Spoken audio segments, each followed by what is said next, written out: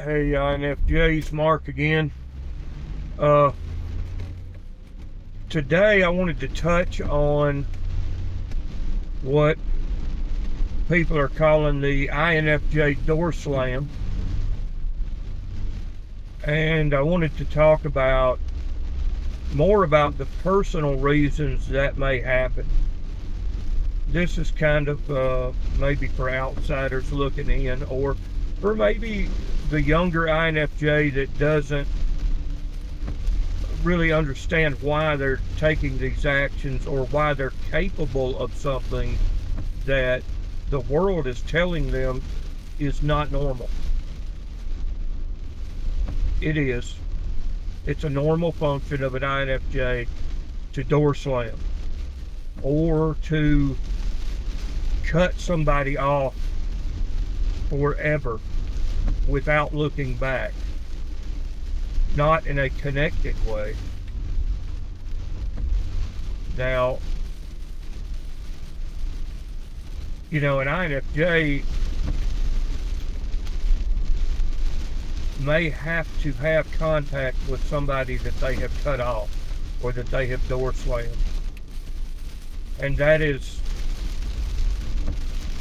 the weird thing that other people kind of have problems dealing with, is that we can cut somebody off forever, irrevocably, cold as ice, just flip a switch and you are, no more significant than anybody else that happens to walk by us in any given day. And we can do that. It's not, a lot of times it's not even personal towards anyone outside of us. It's just that it's a way that we protect ourselves. Once enough attention violations have happened, or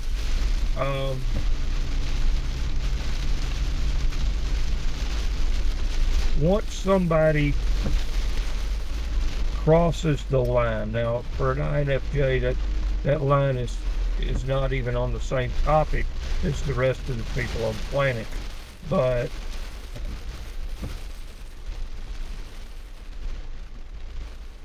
it's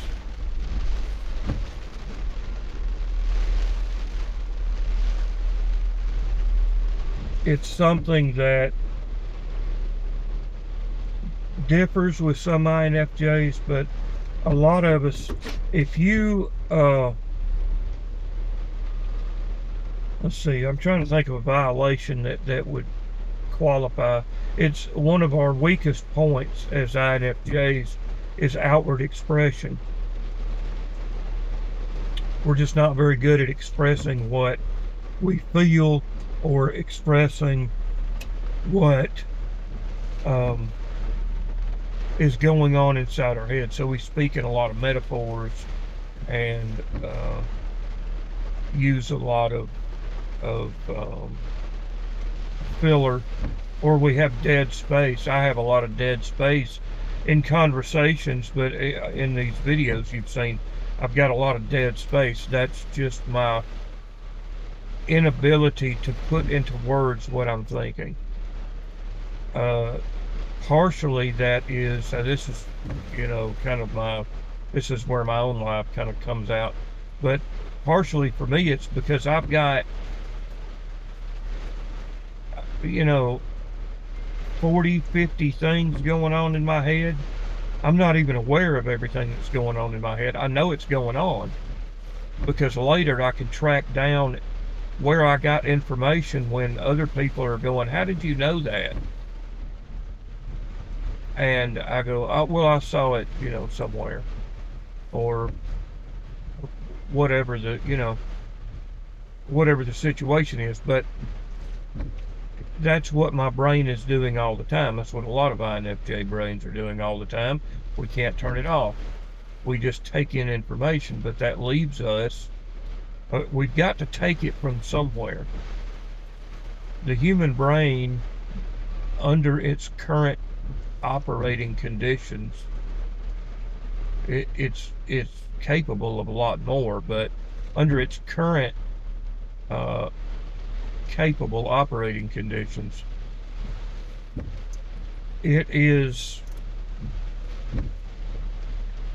taking away from what I have experienced to be just the communication center.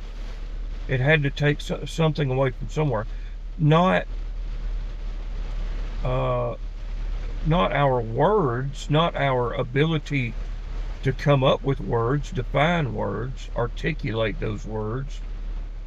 Well, articulates, but I'm talking about the specific words. So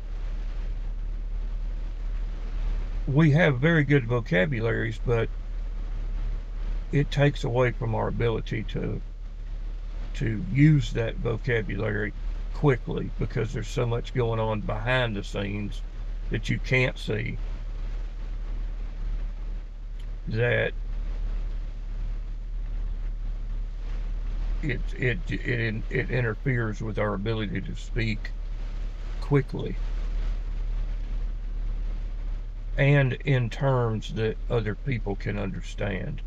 That's the thing. Because I could shoot this video in all INFJ from,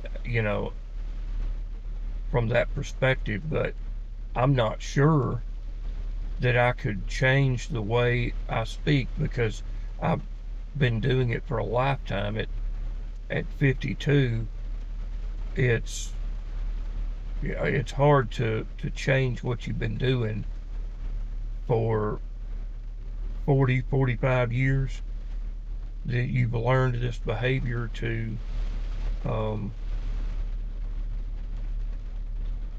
morph what you're actually thinking into a structured sentence that the rest of the world can understand.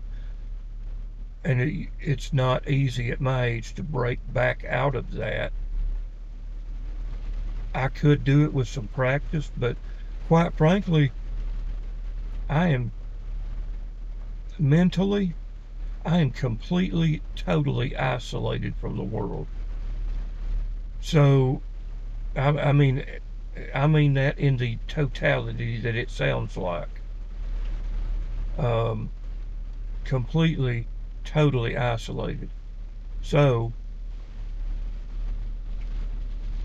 I don't get a chance to practice speaking to somebody that can understand what I'm saying on an INFJ level. So my brain is kind of stuck in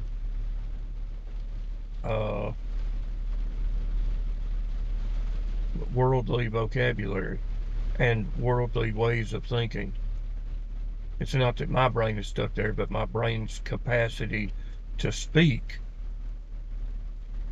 on my own mental level is stifled, because I just don't get any practice doing it to anybody else. And, if you don't use it, you lose it. So the door slam is, I was trying to think of ways that would happen, but it's those times where we are willing to give chance after chance after chance for you not to react in an idiotic way to what we say or do. And that was pretty harsh, but it's the truth from our perspective, right? I mean, we look at that. We look at most people's worldly reactions and we go, what? Why are you throwing a fit about that? That's wording. It's syntax. Why are you not asking for clarification instead of freaking out? That doesn't make any sense. but we allow it to happen in our bubble. And we will allow that to continue to happen until we don't. There's a time at which our brain just goes, you know what? This is costing us more than it is worth. So if you go to, here we go with another metaphor. If you go to the store and your favorite drink, for me it's Pepsi. I love Pepsi. It's like the nectar of life. So you go to the store and you buy a 20-ounce Pepsi. Now this is for the Western Hemisphere. Not sure, 20 ounce in Asia would probably last the whole family a month. But here we drink, 3 or 4 of those a day is inside the norm. On the high side of the norm, but it's inside the norm. So you go to the store and you get a 20-ounce Pepsi. And I mean just the convenience store, right? Or the corner store, or the shop downtown, whatever your situation is. You're going in and getting a 20-ounce Coke, 16-ounce. I call everything Coke. I'm from Alabama, so everything in Alabama is a Coke. And then what kind of Coke? Say, it's not a pop or a soda. It's a Coke. Get with the program, people not from Alabama. So you go in to get yourself a Pepsi because that is your favorite. And it costs you, nowadays they're like $2 or $2.50. I won't get into my past, but that is too sad to discuss. So let's say you're paying $2 for a drink, and you do that for years. 2 years. Okay, you go in every day, that same Coke is $2. You're willing to pay that price to get your Pepsi. I keep calling it a Coke, but it's a Pepsi. So you're willing to pay that price. And then one day the price goes up to 2.25. Mm. Yeah, okay, all right, I'll pay that. So you pay 2.25 for 3 months, and then it goes up to 2.50. Uh, 2.50. Then you've got to compute that.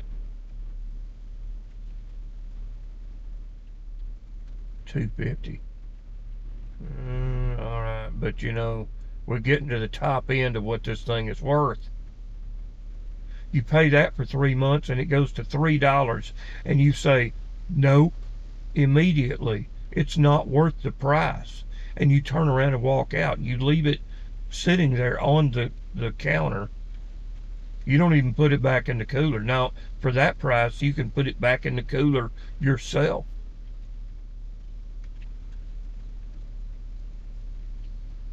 So that's the kind of switch that gets flipped inside an INFJ. The price, and the price doesn't necessarily have to change, but a lot of times it does. The price gets a little more high. People get a little more bold because you absorb their bullshit and just don't react to it. And they take that as being submissive. When you're not being submissive, you're calculating the cost. And then at one point, you just decide it's not worth it anymore. I'm not paying that price anymore, because the price we pay is an NITI spiral every time. caused by FE. So FE is the external feelings that come in from other people that bombard us. And we go into the internal intuition immediately. Once I mean, that's always running in the background, but we bring it to the foreground and say, okay, what's going on here? And we take in all this information throughout, and we're just, you know, we're saying, okay, yeah, all right, okay, all right, yeah, okay. And the person leaves, or leaves that train of thought. And then the TI kicks in, the internal thinking, your supercomputer. And it runs simulations on why this happened. Is there anything I can do to change it? Is there anything I need to do to change it? How can I stop this from happening again? Do I care if it happens again? If it happens again, is it going to violate my personal requirements for you to continue to receive my attention? We do all that cross-referencing back and forth between internal intuition and everything that we took in during that episode. We cross-reference that with the TI, the internal thinking, and run simulations on every possible angle of that interaction. And then we make a choice. And sometimes that choice is the door slam. People don't realize that interacting with us more than kind of a computerized bit level for non computer people. Bit level is yes or no. A bit can only do one of two things. It can either be yes or it can be no, referenced in the original movie Tron. And then again in, was it Aries? I think it was Aries that they brought that back in just as kind of a gag. But so if you get an INFJ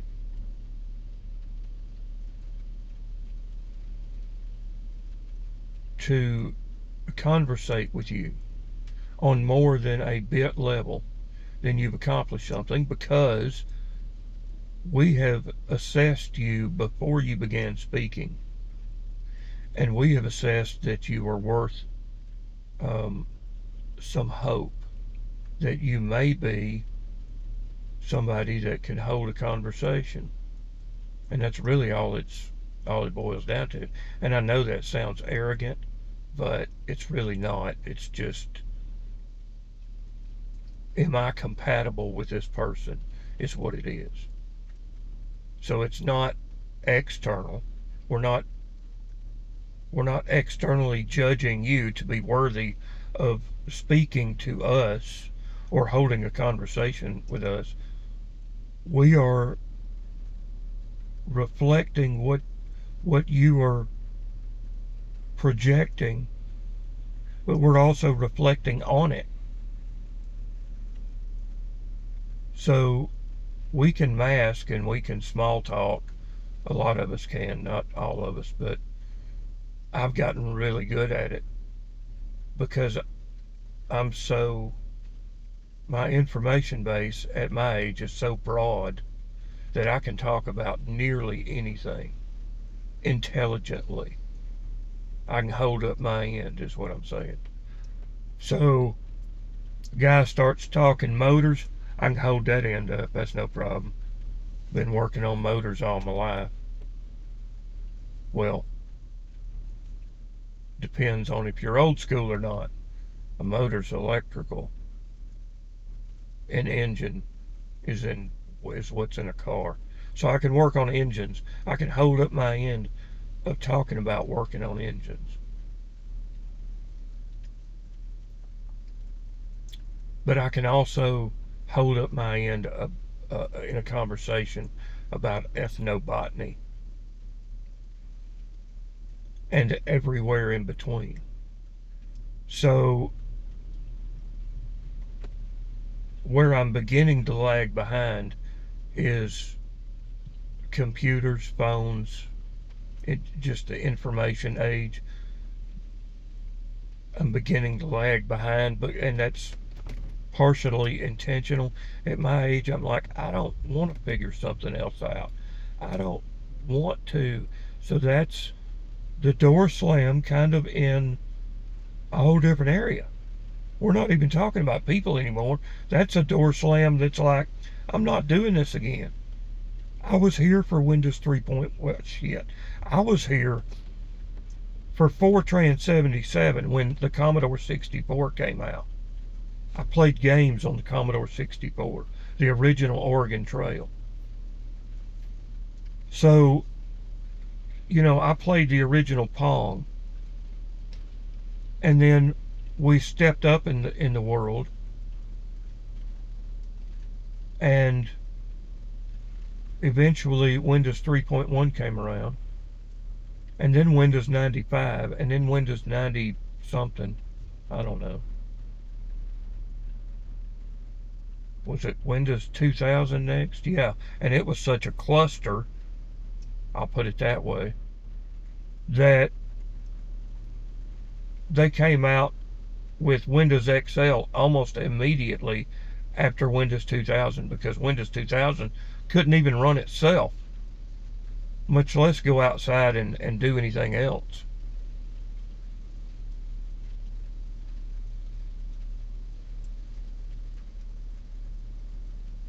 So I just don't want to learn some new way of doing crap. I just don't.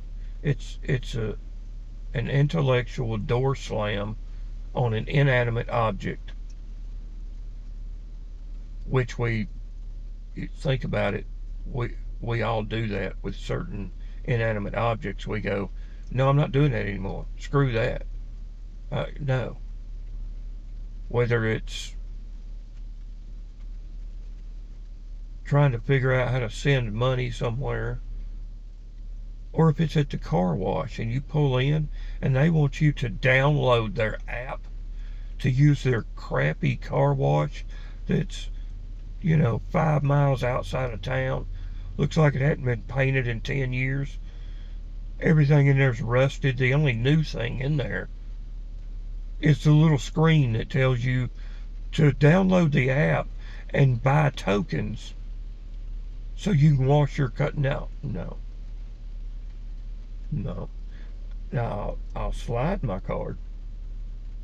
I like that because somebody got smart about it and said, hey, everybody else is sliding cards.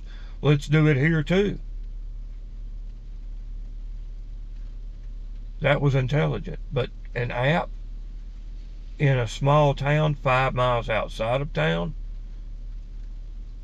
I can't believe that was a good investment on their part, because the return on investment would be, I would think, stupidly low. Now, if you did it in at least a moderate city, where you got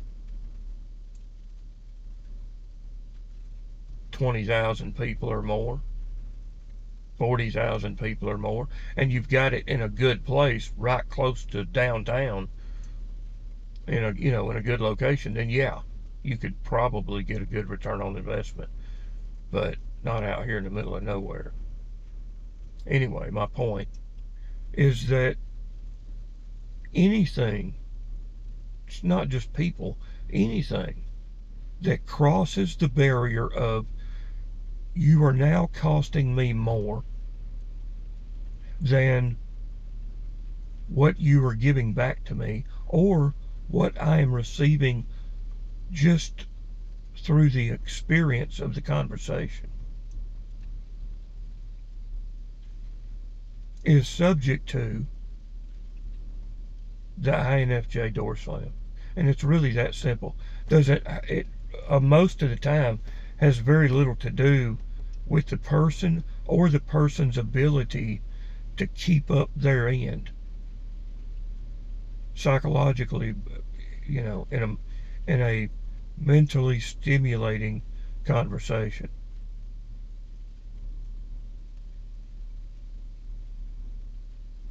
So it rarely has anything to do with that. It does, but it's not the main factor. The main factor is what are you costing me? And I'm getting things out of the conversation that you don't even realize. So it's not what you think it is. From an INFJ's point of view, we're looking at it saying it's not what you think it is. Let me look here. So, and that's true almost across the board. It's never what the other person thinks it is. It's intensely personal to each individual INFJ, and they perform this door slam as a protection for themselves. I've done it. That's why I do it, because I just can't continue to bear the weight that this relationship causes me to bear. Now, that's not, I didn't say because this person was stupid or because this person said stupid crap or because this person did something stupid or even because they can't hold up their end of the conversation, because they're not as smart as I am, or they're not as in tune with people's emotions as I am. It doesn't have anything to do with that. It has to do with how much weight I pick up in an interaction with an individual. Now, it may be their emotional weight that they're carrying around, and they can't just drop that because I can't carry it. That's not fair. It's their weight. They need to carry it until they need to put it down, and that's all individual. That's got nothing to do with me. That's their life. Now, if they're asking for help, and a lot of times people do, now we're getting into a situation where the other person is directly affecting us. The other person is saying, I need help with this, or I need help with that, or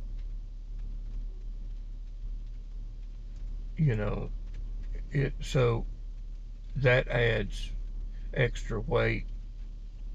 But truthfully, we already know what you're dealing with, and we're already carrying that weight, and we may have to make a decision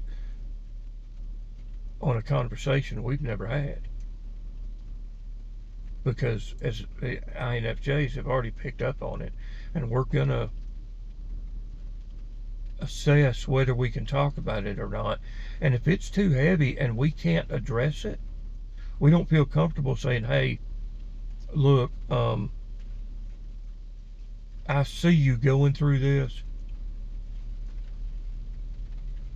And even if we don't know what it is, we know it's something, and we know it's heavy. But we're going to have to figure out, can we say, hey, I want to help? Or do we just need to turn you off and walk away because we either believe you would then treat us like some sort of prophet that walked into your life and is the greatest thing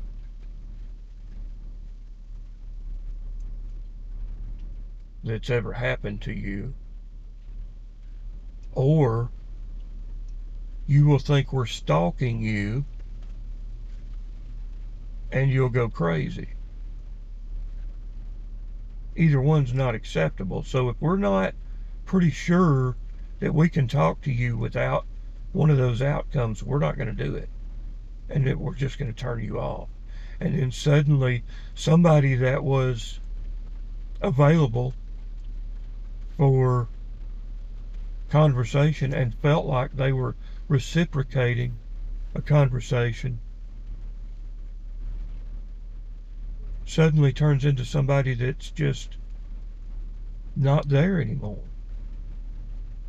And other people may feel like, well, I guess they just didn't like me, or I guess maybe I said something or did something or whatever. So they start trying to figure it out. But there's nothing to figure out. It's all on us. It's all stuff that's going on in the background. So that's a little bit about the door slam, why we do it. And it's not, it can be emotional to us, but it's not emotionally driven. It's just a protection instinct that most of us learned when we were young. Hope this helps. I hope this gives you a little bit of a, my rambling is, I know it's rambling, but I hope it helps in some way, or maybe draws out a question or a comment. Let me know what you think. Of course, you've got to do the YouTube thing, right? I just hate saying it. It feels like going, you got $1? And I'm just not comfortable with that. But what the hell? Give me a thumbs up, give me a like, comment, subscribe, hit the bell, all of it. Just do all of it, because an INFJ told you that's what you needed to do, and your future would be better after you did it. We'll see you next time.